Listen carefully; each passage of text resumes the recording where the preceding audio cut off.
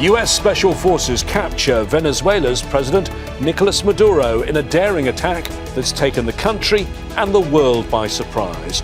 He denied allegations by President Donald Trump of heading a narcotics cartel. So what are the implications of Washington's actions? This is Inside Story.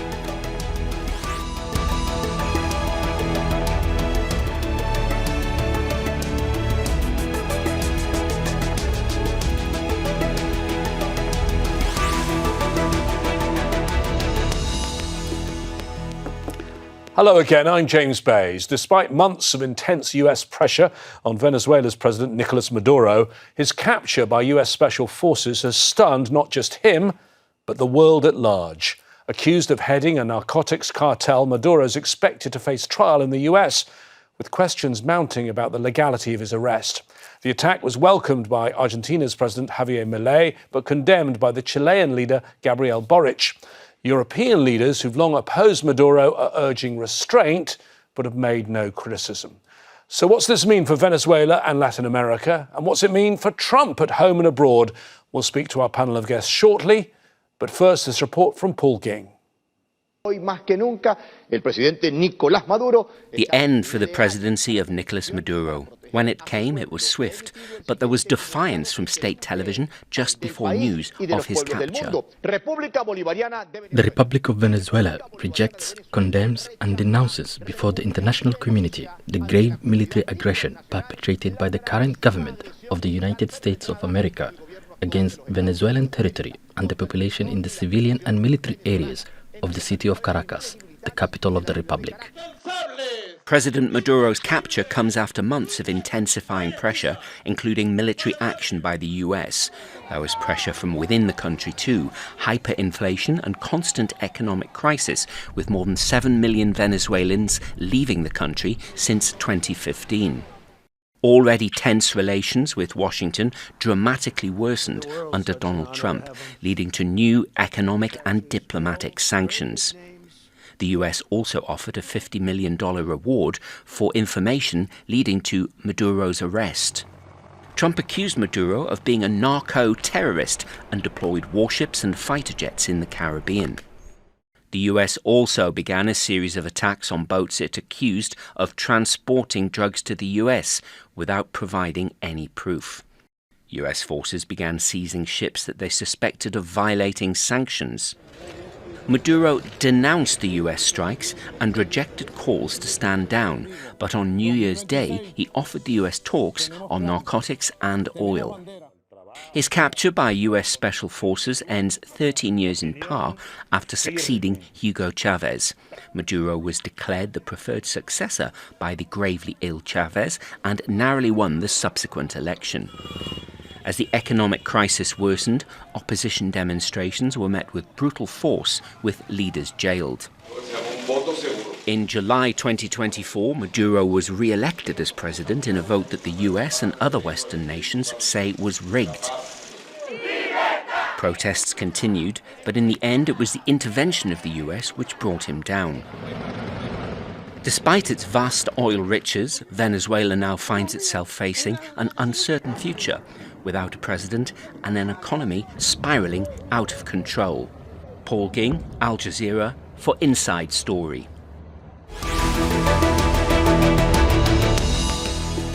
Well, let's discuss these dramatic developments with our guest today in the Venezuelan capital, Caracas, Phil Gunson, senior analyst for the Andes project at the International Crisis Group.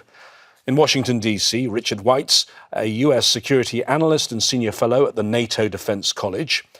And in Uruguay's capital, Montevideo, Temir Porras, former foreign policy advisor to President Hugo Chavez and former chief of staff to President Nicolas Maduro. Thank you, all three of you, for talking to us. Excellent panel to discuss these important developments. Let me start with you, Phil, because you're in Caracas. You're here to give us political analysis, but you used to be a reporter. So I'm going to start with you just to ask you, how does it feel now in Caracas, and how shocked were you when you heard this news? Now in Caracas, it's all calm and peaceful. As you can imagine, there are not many people on the streets. From where I sit, which is looking out over the western half of the city, you really wouldn't know it from a normal day, except for the lack of traffic and the relative silence, except for the birdsong. Was I shocked? Well, when you're woken up in the early hours of the morning with something like this, yes, there's an element of shock. But at the same time, of course, President Trump had been threatening to do this for months now, and pretty much, we were getting bored with the endless questions about, when is it going to be? A lot of people thought it was a sheer bluff. It turns out that it wasn't so much of a bluff after all. So, Phil, just tell me, how likely a scenario, if I'd asked you 24 hours ago, would you have said the idea of a daring special forces raid to extract President Maduro was? Well, people can check this. They can go back and look at what we said before. But we had always said from the beginning that this kind of operation, the bombing, a possible extraction of Maduro, was possible. It was one of the options that Trump was being offered. We thought the bombing was quite likely. We didn't think that it would be quite so sudden and so dramatic. The extraction was a much more difficult prospect, and I think it's reasonable to presume that there must have been some kind of help on the ground, presumably on the inside, in order for the US Special Forces to carry this off. It was obviously a very risky, high stakes gamble, and they appear to have pulled it off remarkably smoothly. Well, I'd like to pick up that point about whether there was inside help with our two other guests. So, Temir, let me ask you a couple of questions about this. I want to come to that point in a moment, but you are the only person on this panel who knows President Maduro. How do you think he will have reacted? You know his personality, you know his behaviour. How will he have reacted to what has happened? Well, I believe, like anyone else facing the attack of a mighty military force, of course, he must have been overwhelmed by the attack that happened last night, which I should remind is a unilateral military attack of the United States, even though it was announced, as Phil has mentioned, it's still a military attack of the United States armed forces on the capital of Venezuela, a country that hasn't made anything or taking any violent initiative vis-a-vis the United States, and even more so an attack to achieve exactly the opposite of the platform that President Trump was elected on, achieve a regime change that hasn't even been achieved, because as the news have unfolded, President Nicolas Maduro has been abducted. That is also something that should be underlined, an action that is illegal under international law and under any legal framework.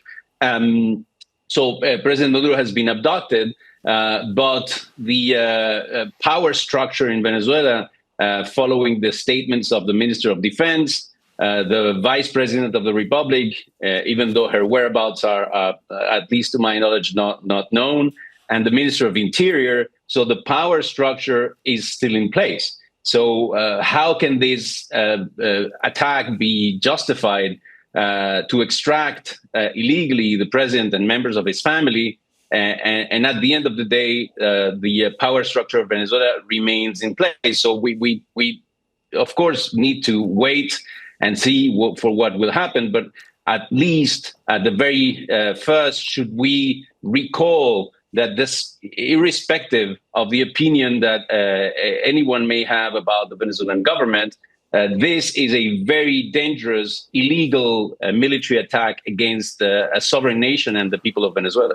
Temir, we'll come back to the legality and what happens next in more detail, but just drawing on your knowledge from being in the inner circle of Hugo Chavez and then Nicolas Maduro, and I know that you left Venezuela some time ago and you don't have fresh information, but one assumes every head of state has the tightest security. Can you see a scenario where US forces broke in and took the president without there being some inside help? I imagine that, I mean, in geopolitics and in national politics, I was, for instance, present in the presidential palace in Venezuela in 2002, when a military coup backed by the United States again back then was conducted against then President Chavez. And what happened was that, at least for some hours, President Chavez then, in an effort to avoid a spillage of blood and generating a more uncertain situation, agreed to be removed from the palace, even though the military forces reinstated him afterwards. So the issue here is that the United States has been assuming in the past that pressuring the Chavistas and pressuring President Maduro would generate an internal fracture of the power structure.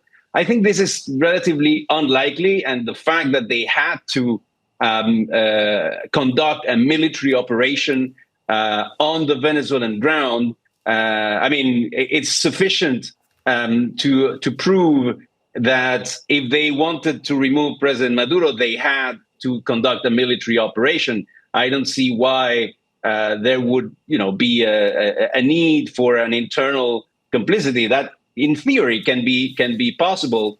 But in that case, why this deployment of military force? Why bombing civilian infrastructure? We have been informed that ports have been struck, that some civilian infrastructure within Caracas, residential areas have been struck.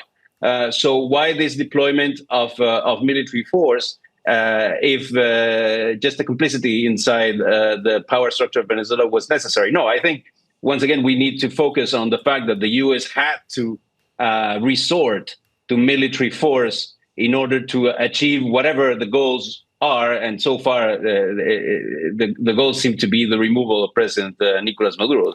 Richard, let me bring in Richard now, Temir, if you don't mind. Richard, if someone did help, they might be very rich today, mightn't they? Because the US had put the reward up. The wanted poster says that they've got $50 million that they would get if they'd helped. What is your thought about how this operation was conducted? Because this was a pretty daring thing for a US president to order. Yes, as far as we can tell, it's been remarkably successful on the tactical level. And this scenario had been widely discussed for months, so it shouldn't come as a surprise that one of the options under consideration was to try and extract Maduro and bring him out of the country for trial in the U.S. And that this occurred despite all this advance warning and presumably awareness, either it reflects the fact that either the guards were still recovering from New Year's Eve partying and had a hangover and weren't very alert, or more likely, somebody in Maduro's inner circle told them where Maduro would be when he would be most easily captured, and that's what the military acted on. And so I tend to agree that somebody who knew where he was and when it was going to be easy to extract him told the U.S. and will become a much richer person in coming months. But if you look at the historical examples, Richard, I mean, killing bin Laden in 2011, that was different because he wasn't a head of state, being guarded as a head of state is guarded, and it was simply to kill him, not to take him out alive. Noriega, the ruler in Panama, that required an invasion. And then if you look at what could have gone wrong, you can go back to the Bay of Pigs or the attempt to rescue the Iran hostages back in 1980. I mean, President Trump looks pretty good today, but this could have been a disaster for the US. Yes, and this is hotly contested in Washington, the wisdom of such an outcome. And I tend to agree with the other speakers that the President Trump's strategy was to put pressure on the Maduro government to try and get concessions without having to use force. So there were initially negotiations and then sanctions and then military maneuvers around Venezuela. And it's only because none of that really seemed to be working that the President Trump presumably authorized this limited use of force. And if it had failed, then you're right. The U.S. would have been in a very difficult position, whether it would simply accept the failure of the mission or double down and send in the Marines to occupy Caracas and so on. So I think it's been remarkably successful, and it's not only a success for the U.S., but for everybody, since we are avoiding, as far as we can tell for now, some of the worst possible outcomes. Though, with the old regime rallying forces, it's a little unclear what the next step's going to be and where we're going to end up with all this. Of course, Phil, it does depend what the objective was. We know what the US says right now was the objective, which is simply to bring one man to trial. Do you think this was really about regime change? And if so, will that succeed? Well, I think it was about a number of different things to different people within the administration. Clearly, Secretary of State Marco Rubio, a long-time proponent of regime change in Venezuela, was looking for that. But as your other speaker pointed out, this is not regime change. We've seen the back of Maduro and his immediate family, but the regime remains in power. And I think there's a possibility here that what Trump is looking for, having failed to trigger the kind of reaction internally within Venezuela, particularly within the armed forces, that he was obviously seeking to do over the last few months, that this is a kind of consolation prize, and this is a mission accomplished moment, which will allow the US to say, well, it was always about drugs, really, and the reason why Maduro is going to face trial is because he's a drug trafficker, and now that mission has been accomplished, and we can withdraw the fleet. I mean, I don't think that means that the pressure will necessarily ease up on Venezuela, but I do think it means that those people who were imagining on the opposition side, who were imagining that it would be the departure of Maduro followed by the rapid arrival of Maria Corina Machado, the opposition leader, and Edmundo González from Spain, and that there would be a smooth transition of power. I mean, that doesn't seem very likely at this moment in time. Temir, do you share that view that this seems to be, for now, over? Give us your assessment of how cohesive the Venezuelan security forces are. Is there still potentially clashes between different units? Is there an opening for the opposition, in your view, or is it over for now?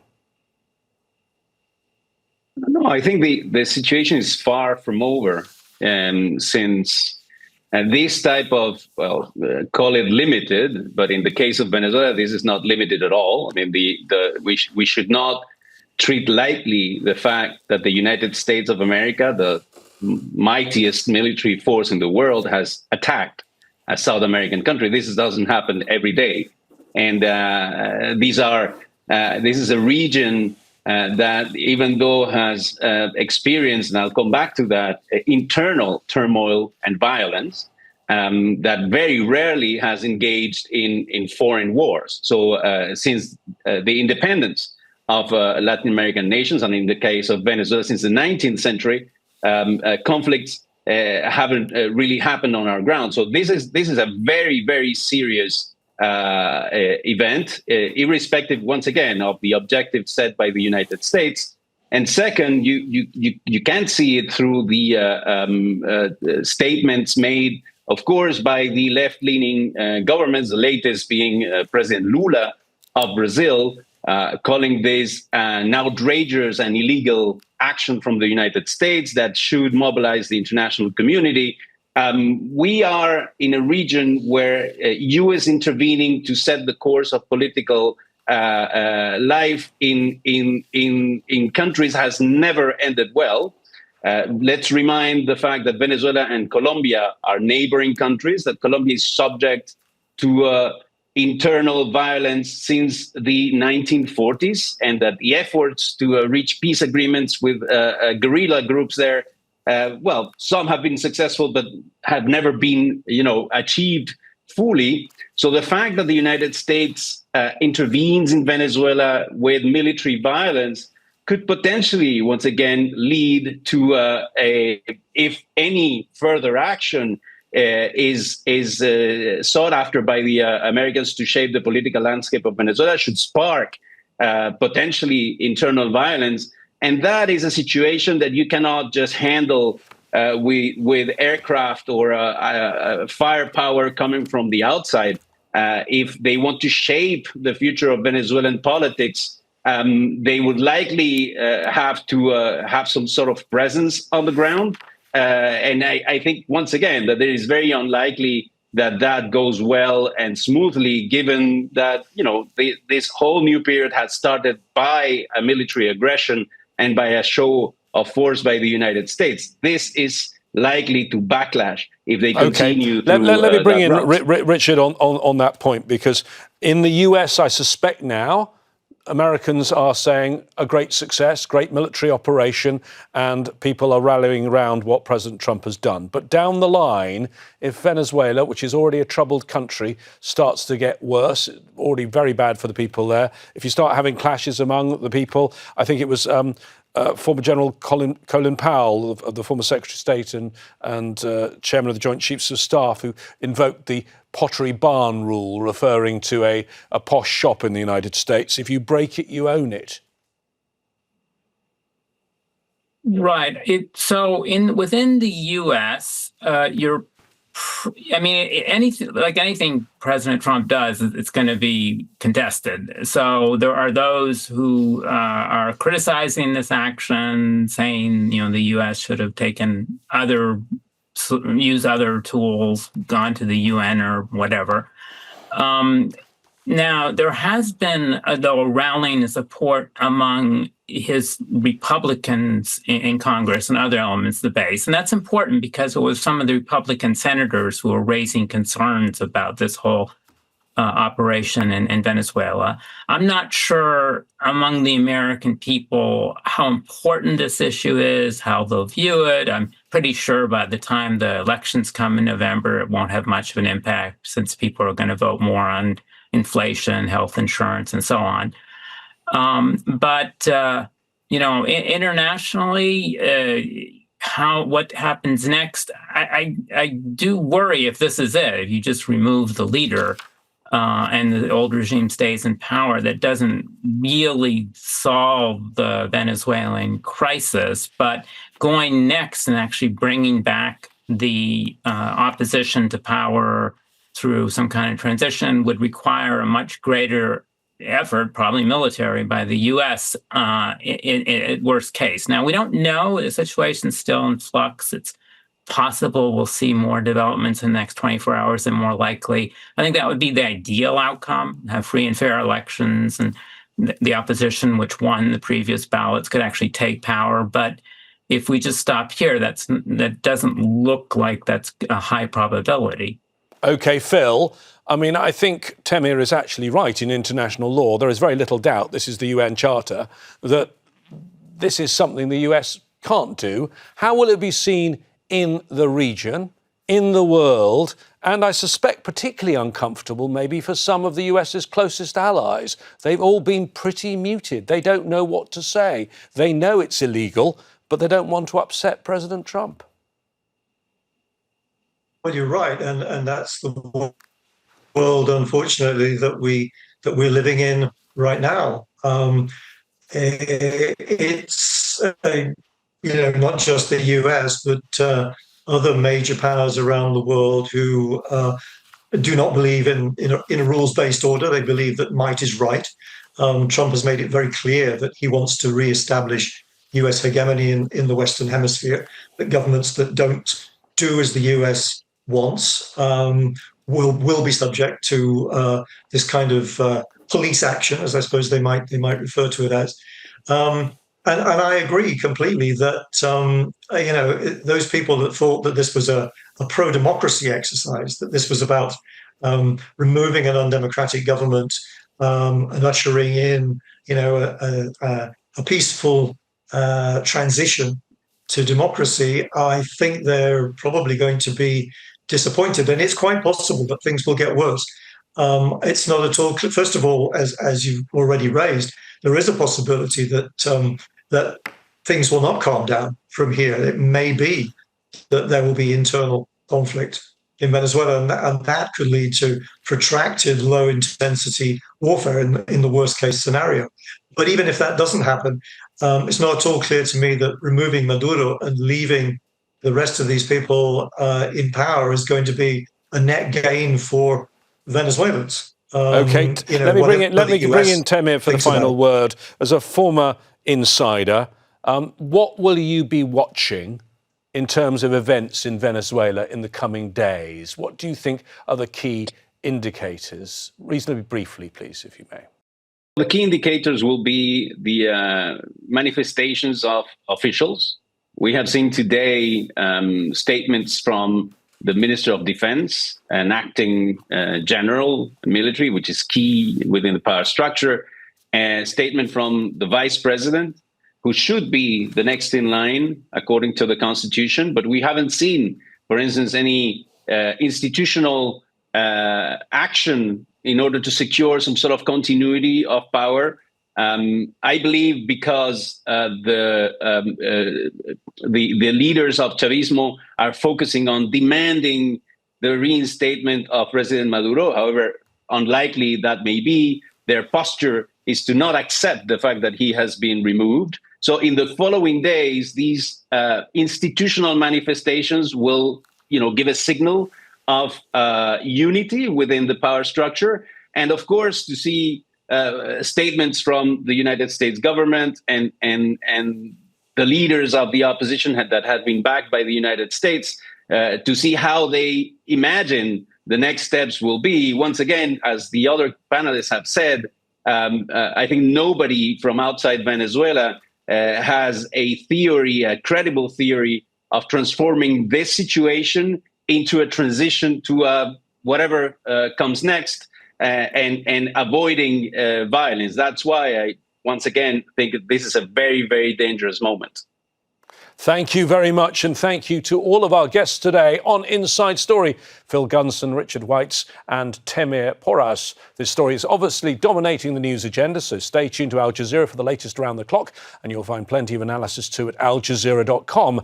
As ever, we'd like to hear your views and comments. Go to our Facebook page, that's facebook.com/AJ Inside Story, or find us on X. There we're at AJ Inside Story. For now, from me, James Bays, and all the team here in Doha, stay safe and well. Bye-bye for now.